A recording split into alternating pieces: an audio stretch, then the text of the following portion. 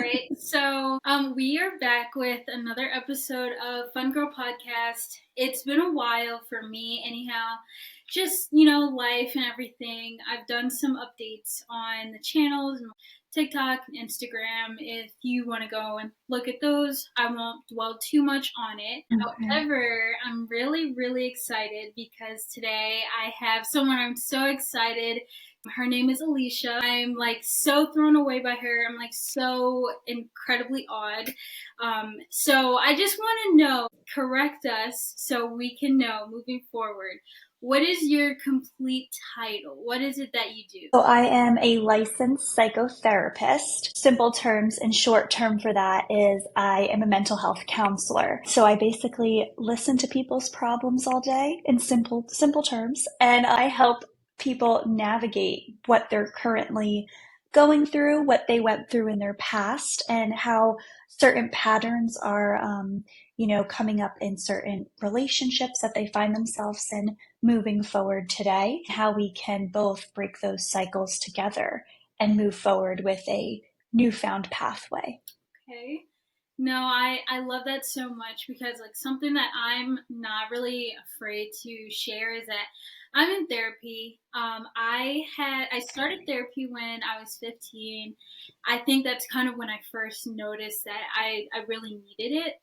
And Mm-hmm. given that it's September and everything, I feel like it's important to kind of share these stories, with this being Suicide Prevention Month and everything. So at the time, Yes. felt a little bit off, I think, for a little while at that time, and just kind of things that I've had to deal with in my life. I never really had time to process how they might have affected me, or just my home Mm-hmm. environment contributing to it. But essentially, I was just having such a hard time in my life, and I didn't. I don't know. I didn't really know how to handle it. It was affecting my relationship with my friends, and just at home, I was just so reserved and closed off.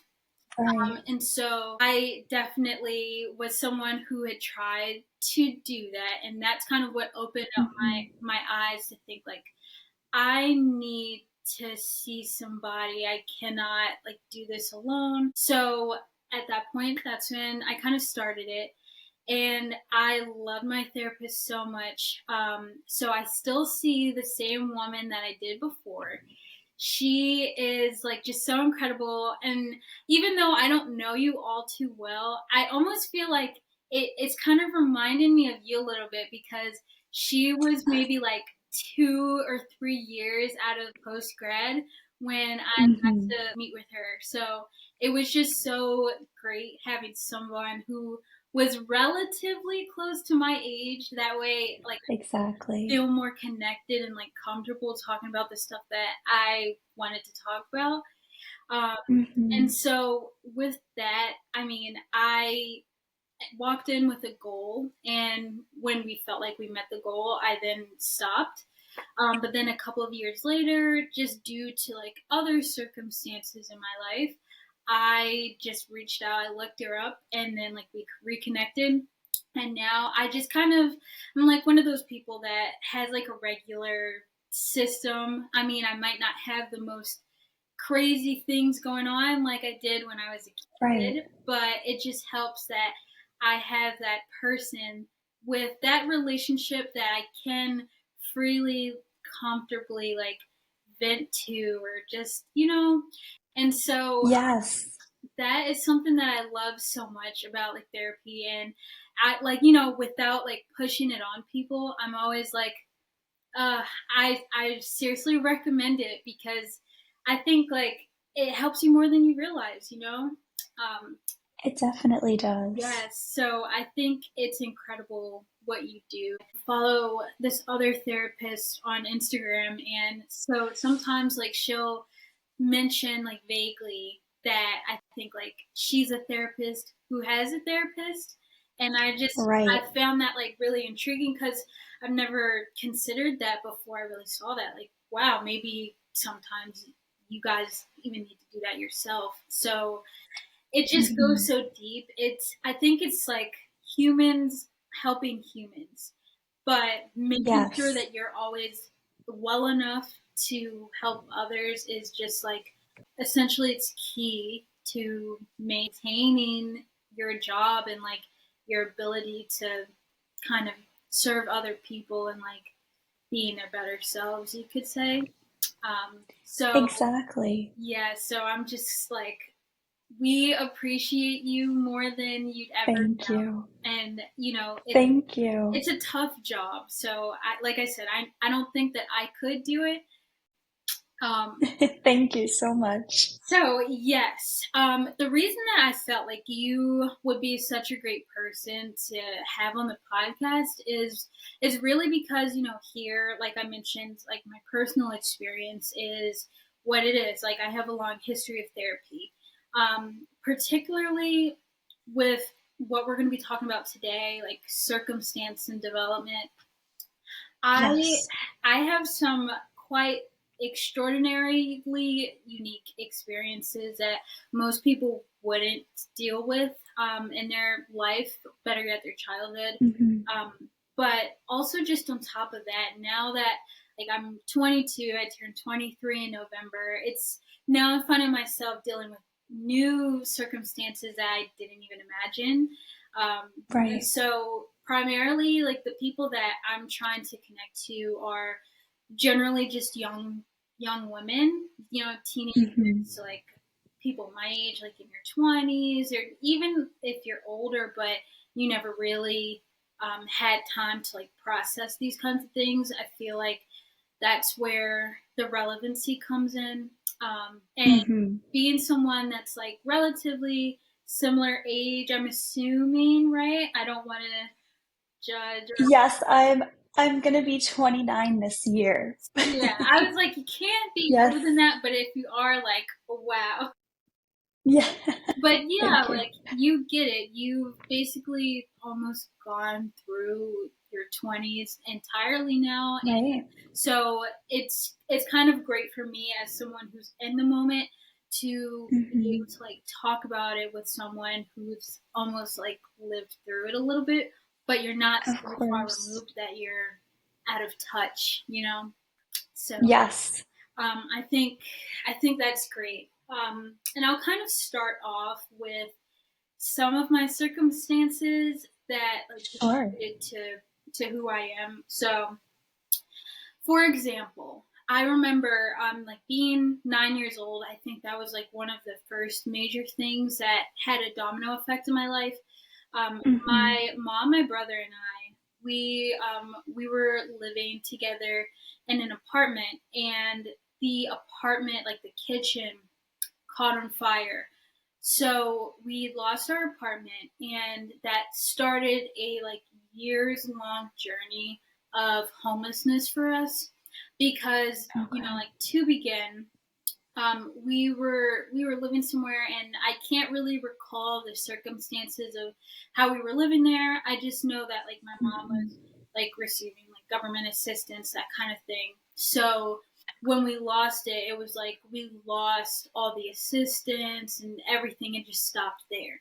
So Hmm. we would stay with like a friend of my mom's or like my grandmother for a little bit.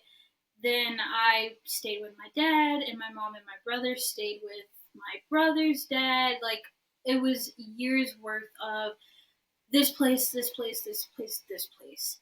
And so, Hmm. like in elementary school, by the time I was in fifth grade, I had been to three different schools. And essentially for me, because I started off homeschooled, you could say it was like Okay. three schools and like a 4 year span. So that's a lot. I never Hmm. really got the chance to like feel comfortable or like connected until after fifth grade. We like moved to where we live now in Maryland, and we were lucky enough to be able to kind of like stay put. I feel Okay. like for someone else who could relate to that, you don't really understand how that affects you. And when you're young, I can imagine that it doesn't really do too much because you can grow out of whatever feelings or experiences happen at that time. But Hmm. I think it kind of started there as a girl. Also, I just really wanting Right. friendship. And um, friendship is something that I feel like I struggled with through my entire trajectory of like my Hmm. young adulthood now. So kind of like given that personally and someone else who could relate, like how do you think circumstances impact like our personal growth and like how do you navigate some of these things that happen to you but you have no control over? Right. So I think, oh, first I want to say too, you're extremely strong, for being here today and being able to discuss what had happened to you back then. Like always, I like to say everything that has happened to you from the moment that you were born shapes you into the human being you become. I don't like to say who you are today because we're always evolving, we're always growing, we never stop. Right? We're always learning. And with that, I think we see a lot of things happen on two different spectrums. I want to say the spectrum of post traumatic stress disorder, and then the complete opposite of that, where we see post traumatic growth. Post traumatic stress disorder is when something, traumatic happens to us. And a lot of times we see this in people who become deployed in the military, who see combat overseas and come back. And we kind of hear that term, oh, they came back a different person, right? PTSD is largely focused on that area. However, PTSD can also happen to a child at a young age if there was a traumatic event, specifically, like you kind of said, a fire happening at a young age and you being displaced from your house, your place of comfort, security. And we see this a lot in children who will go the opposite spectrum of chasing chaos, if that makes sense, chaos and drama. So we will see this in a person who will grow up and, let's say, not be attracted to secure or stable friendships or even relationships. They're more addicted to that high and low aspect because their nervous system was taught through learned behavior that up and down roller coaster per se is their normal. That's what they should be expecting. So a lot of times when we find ourselves in a secure friendship or relationship, our bodies will kind of nudge us and say, hey, this is boring, right? This is not how it's supposed to be. And it's kind of that fight between our minds and bodies with saying, hey, you know what? This is actually peace. And our body's confusing it for chaos because we don't know what peace is, which is kind of mind blowing if you think of it that way. Another aspect of it, which we were talking about post traumatic growth, is the complete opposite of PTSD. And we'll find this with, I'd like to say, the most successful people in the world right now. A lot of people that become successful come from a very broken family dynamic. And instead of going that same route and, let's say, continuing the same patterns, something within them says, hey, I want to start a new pathway, somewhat break this generational cycle. And they'll go the opposite way, which is known as resilience in some cases, not being the statistic or not being, another generation of that same family trauma. No, I love that so much because I mean, I think you can experience like all sides of those tropes that you just discussed and not even Mm-hmm. realize it. So, like with me, where I am currently, I know that I'm on the side of, hey, I'm trying to break this pattern. I don't want to repeat this. Like, everything that I'm trying to do is so that no one that, like, I encounter or like my future children have to experience the same things that I did. But Right. I could see where when I was younger, maybe I was more on that chaotic side of it where I'm like, okay, like unconsciously um, creating chaos or just like whatever the case is and letting those things stir up some drama or whatnot, like in my Right. life to feel something familiar.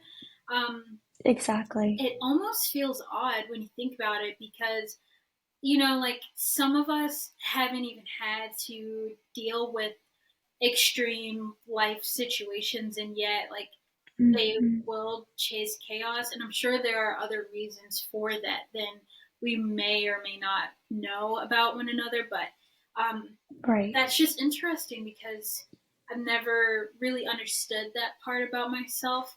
Um, Mm-hmm. definitely, definitely something for someone else to consider as they're making choices, and if you're able to kind of understand, like, weighing your options of the things that you do and how they might affect other people and better yet yourself. Um, that's some great food for thought there. Yes, definitely. So, in your experience, what would you say are some more common challenges or circumstances that like young adults have to face? Right. I think right now we're seeing a lot of young women consistently getting into the same kinds and types of relationships over and over again, hoping maybe this time it would be different or it will be different. Meanwhile, they are getting hurt the same way. And it's kind of like a pattern in a sense. In simple terms, I'd say it's just constantly in toxic relationships, right? And then on the other end of that, with friendships, I think your 20s is when your friend groups really form. And this is kind of controversial in the sense of when we talk about high school, right? High school, your cliques start forming, maybe even sooner, maybe middle school. But, after everyone goes to college, you meet college friends, you get into cliques there. But once you graduate, who are you still talking to from high school? Who do you still have connections with there, right? Even kindergarten, right? I know for myself, I still have kindergarten friends, and that's very rare at this moment in time. Me being almost 29 years old, right?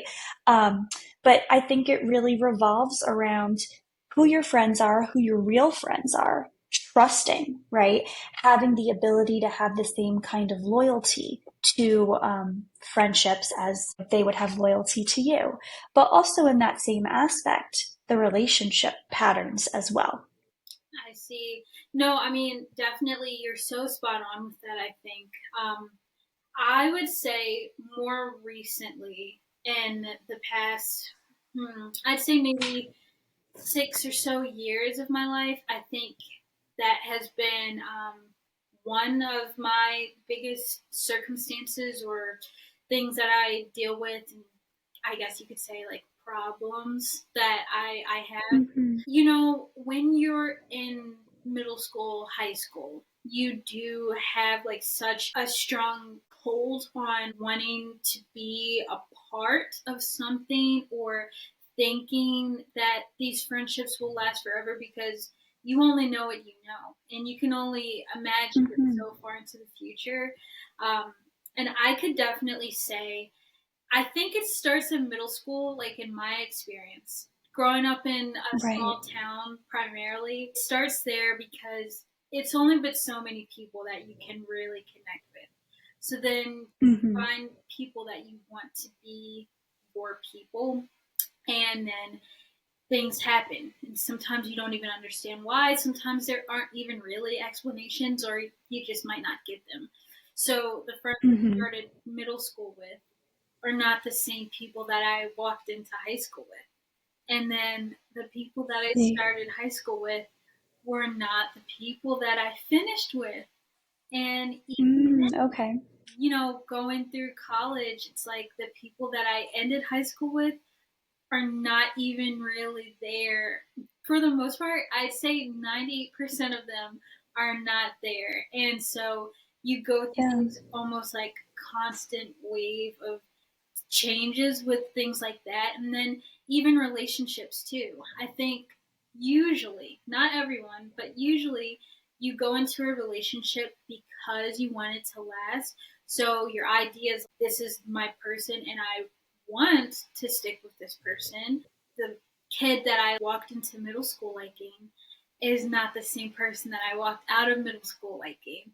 Then Mm-hmm. going into high school, that person did not stay to be the person that I liked by the end of high school. And it just is constantly changing and things don't Right. always work out on those fronts. I think that's one thing that causes a lot of heartache or challenge in general for especially like young women because I think Right. so attached to people and don't understand Hmm. why things don't really work out. And I don't know, what would you say like about, if I were a patient of yours and I'm like, I don't Hmm. understand why this person left me, or why this person wanted to stop being my friend. Like, what advice would you give? Right. So first, I'd always look into your childhood. What was your relationships like with your mom and dad, right?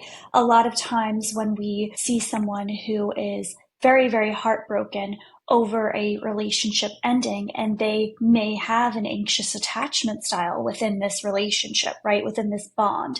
So they might find themselves always thinking about this relationship, always thinking about the demise of it, kind of making themselves overwhelmed with the constant and intrusive thoughts of would have, could have, should have. Really, the most important aspect there is to look into how their relationship with their dad was. Did they always, let's say, beg for attention growing up? Did they always beg for love growing up? Because then that can relate in parallel into adulthood as to settling for breadcrumbs in relationships. And I always like to say, never settle for the bare minimum.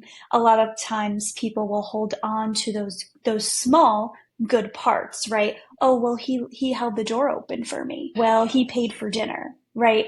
Or he put me first in other aspects. Think about it in terms of, is this something that, is a bare minimum in life, right? Or is this something that you hold as an expectation for yourself as someone that, should do for you right off the bat? Mindset is everything in this. So if you're kind of begging for the bare minimum there, take a look inward and ask yourself, have I always begged for the bare minimum? Have I always thought that I wasn't good enough?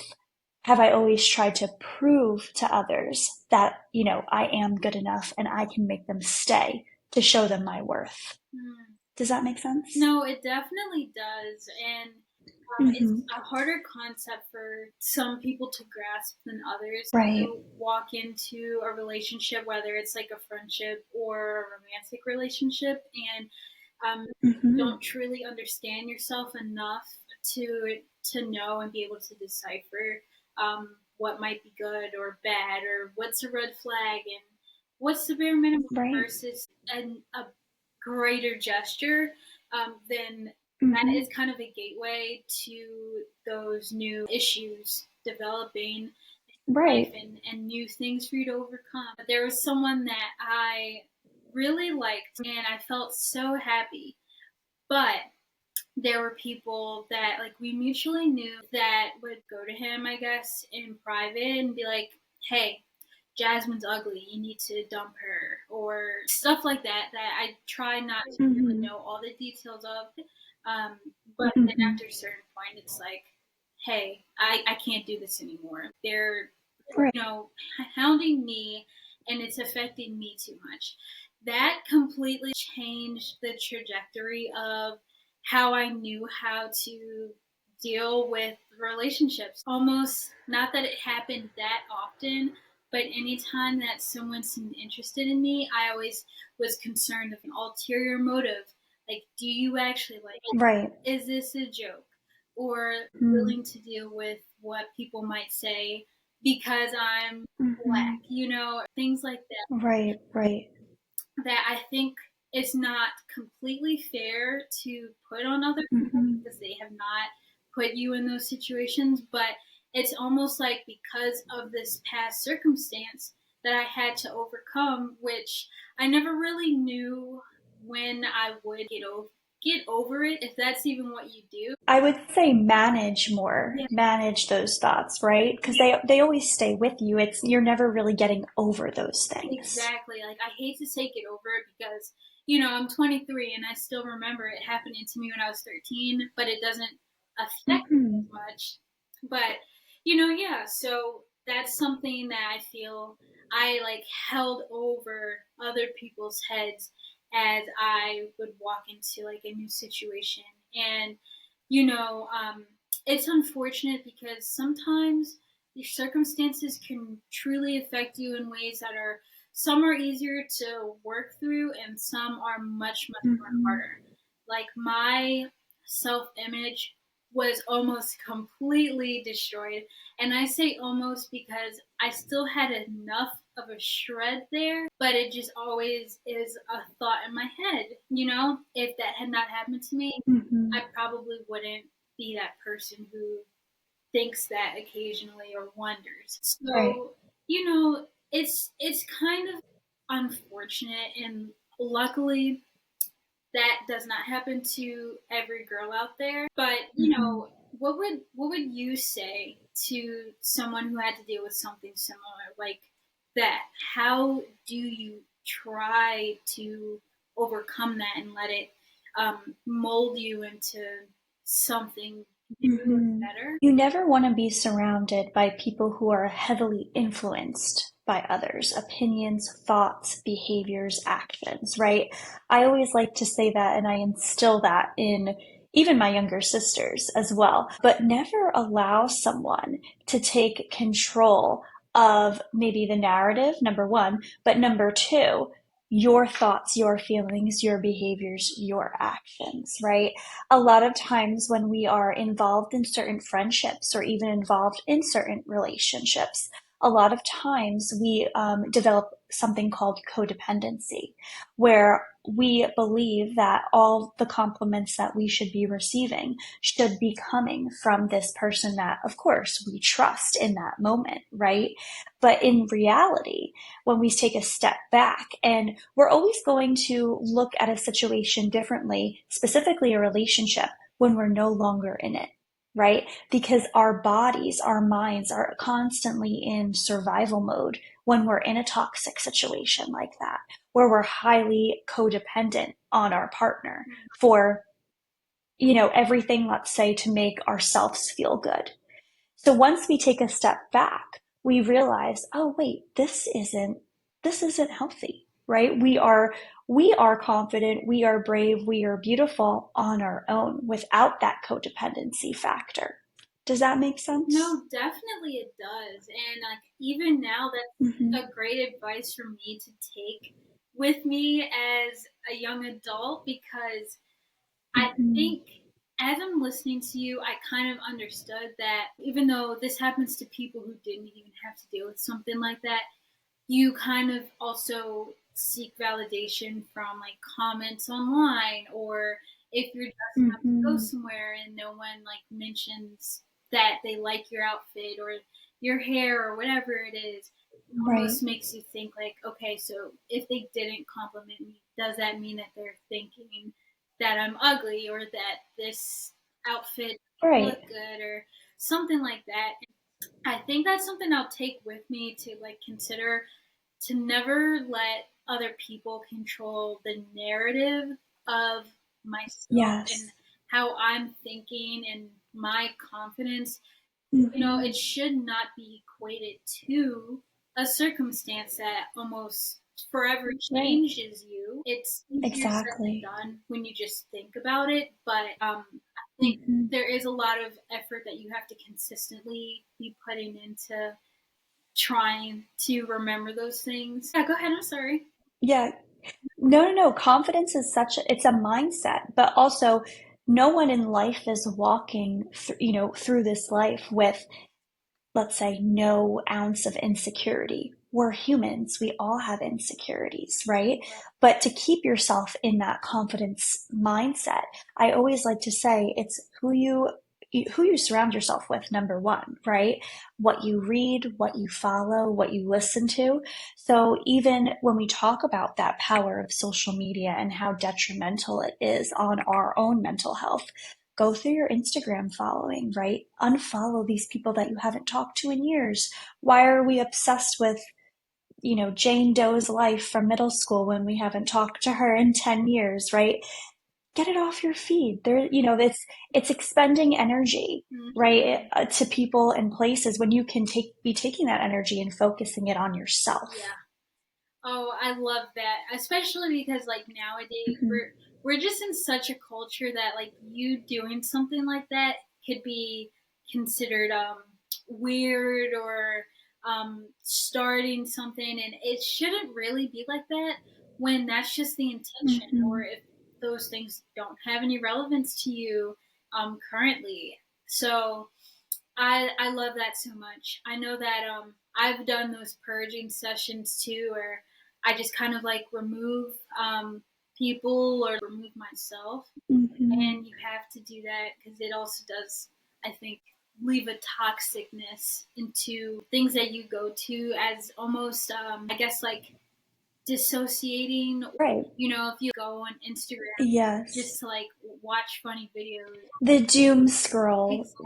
scroll is what they like to call it, right? Because in a sense, you are disassociating. A lot of people do this, and I'm definitely one of them that turns on Bravo and watches Housewives, right? But I'm not really sitting there watching it. I'm just kind of having it as background noise.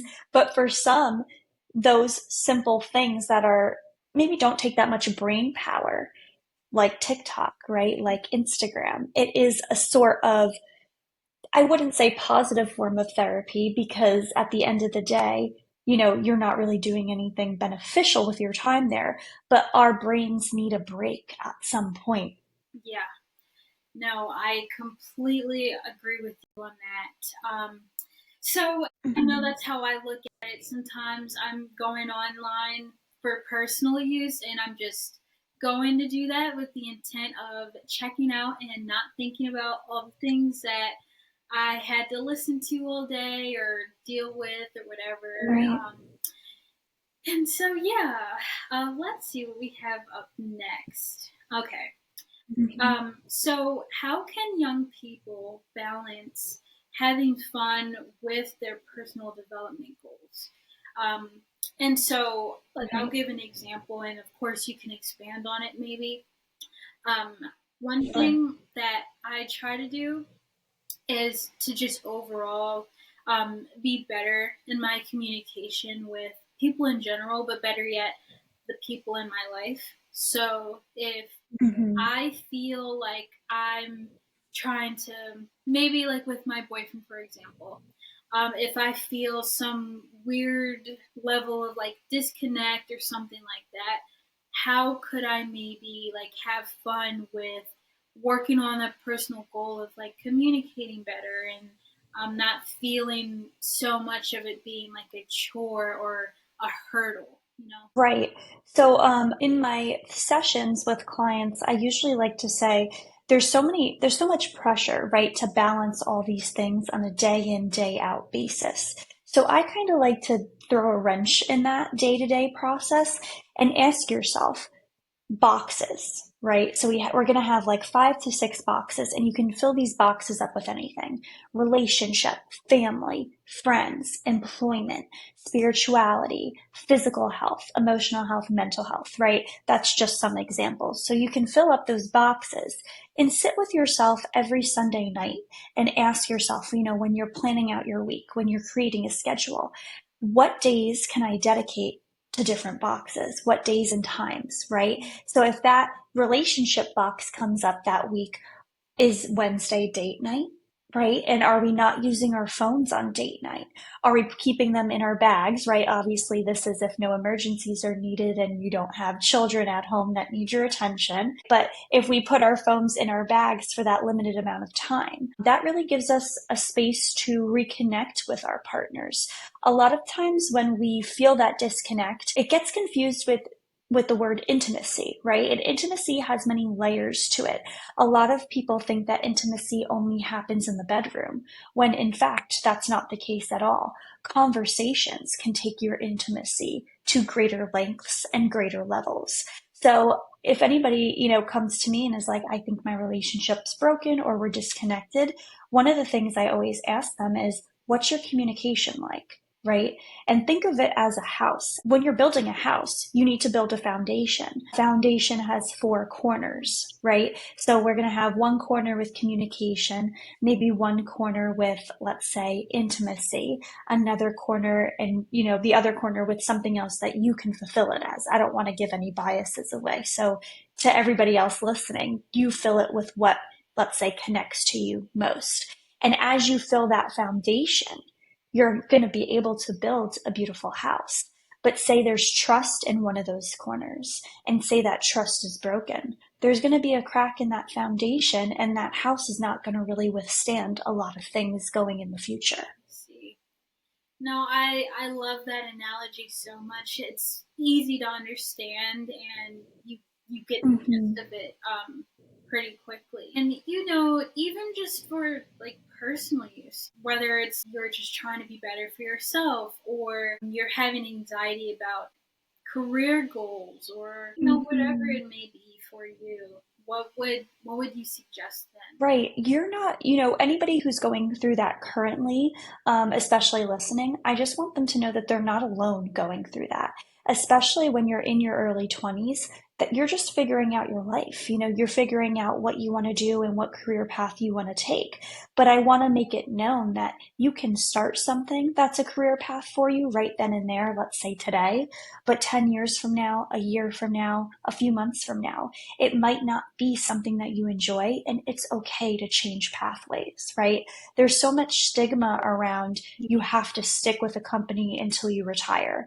You have to stick with, let's say, what makes you fulfilled in that moment. But kind of like how we started this podcast, we're always changing, we're always evolving, we're always growing. So, of course, we're going to have to grow, evolve, and change any other way throughout phases in our life as well. So who we are today is going to be different from who we are in 3 days. So it's okay if we have newfound ideas, ventures we want to try, new career pathways. And that doesn't just go for early 20s. When I was in my master's program a couple of years ago, there was women there that were in their 60s. That they just looked at me one day and they're like, I was in corporate America for 25 years. And one day I just said, that's enough. I'm going to do what makes me happy. So it's never too late to start a new pathway of something that maybe you're passionate about or something that you feel is your calling in life. Oh, and I love to hear that so much, because I think more than people realize, just that like support on that matter Mm-hmm. alone is just so great and reassuring. Like with me personally, I know that this is something that before I dealt with this, I never really saw people talk about too much. Um, but Mm-hmm. I started off college and I was going to do everything like completely traditional. I was going to go away to a city that I always wanted to live in, and I had everything like mapped out of how it would be. And then just Right. everything changed my experience. I'm just a nice Okay. person and I hate conflict. It's like my Achilles heel. So I feel like I dealt with stuff that Right. actually bothered me a lot. And by Christmas Mm-hmm. break, I was like, I don't even want to go back there. Like, I can't do it. I'll go back to Right. fall. Luckily for me, it was, well, not luckily, but this was COVID year, freshman year of college. Okay. They had given everyone the choice of being remote. So I was like, I'm going to just do the second half of the year remote, and I'll go back in the fall. But then as fall started to come, my whole perspective was different. I was like, this city is not going the way that I pictured it would. I also did Right. not have that great of an experience, like living with other Mm-hmm. people, and it just changed everything. So it just Mm-hmm. kind of felt better for me, because on top of like missing my family and all that uncomfortability, I was Right. like, you know what? I'm going to just get my own apartment. I'm going to Mm-hmm. do school online. I'm going to work and like pursue other stuff that like I really like to do. And so Right. that it did like create a lot of like backlash for me, and so I had Mm-hmm. to kind of like fight through the backlash, knowing that that was what just felt like it was working best for me. And not that I Right. regret it, because it gave me like development in other areas that I wouldn't have gotten if I did college the Mm-hmm. traditional way. But it also did have its challenges in that um, I kind of slowed my pace down a little bit more because of other things that I was dealing with, like working full Right. time and other things like that. Mm-hmm. So, you know, here we are, like 4 years later. I'm not at the same pace that the people that I started off with were.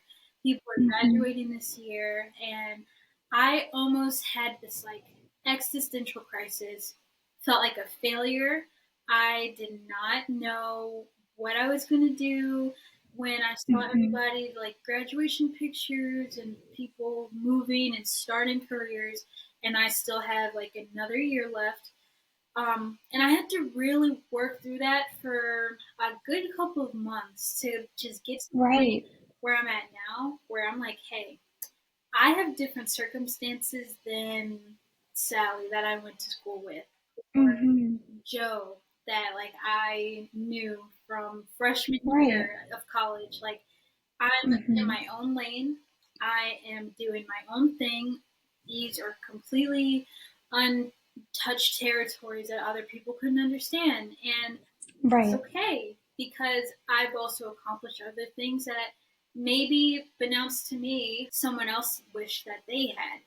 Um, Mm-hmm. so just hearing that reassurance that you gave of knowing that you're not actually alone in some of your experiences and that those things are Yes. okay, I cherish that so much because that's something Mm-hmm. that I think a lot of people don't really get from their families. Mm-hmm. So, like you said, for everyone listening, if you can't remember now because of the whole story that I told, go back a few minutes and just listen Right. to that again because it really does matter. It's not as uncommon as you think to Mm-hmm. not have the same path as other people for whatever reason it is. Just find comfort in knowing that like you're doing the best that you really can. And even if you don't know anyone else who's had to deal with it or go down the same path as you, maybe even think about it like you are showing a future person how to navigate that kind of territory. Yes, I couldn't have said that, you know, better myself. I think another thing going off of that is if we constantly compare ourselves to other people's timelines, we'll never be satisfied in life, right? It's kind of, again, taking that energy out of comparing ourselves and putting it into us, and trusting our gut intuitions. A lot of times, I'd say 99% of the time, you're being called to things in life, go with it. It's there for a reason. The universe has a plan for all of us. My therapeutic approach is off of Carl Jung's therapeutic approach. And that's really based upon, everything's energy. The universe has a plan for us, all of us. And, when we're not supposed to be on a certain pathway, the universe will work against us and, push us back on the pathway we're supposed to go down. So kind of hearing your story, Jasmine, about, not really wanting to go back during the fall semester, right, at Manhattan College, maybe that was what you needed. And maybe 5 years from now, that specific moment, I feel your energy. I know we're virtual, but I think that you're going to be a big star one day. And I think that that moment is something you can look back on and say, if I didn't have that moment, if I didn't listen to myself, if I listened to, again, everybody else around me, I wouldn't be where I am today.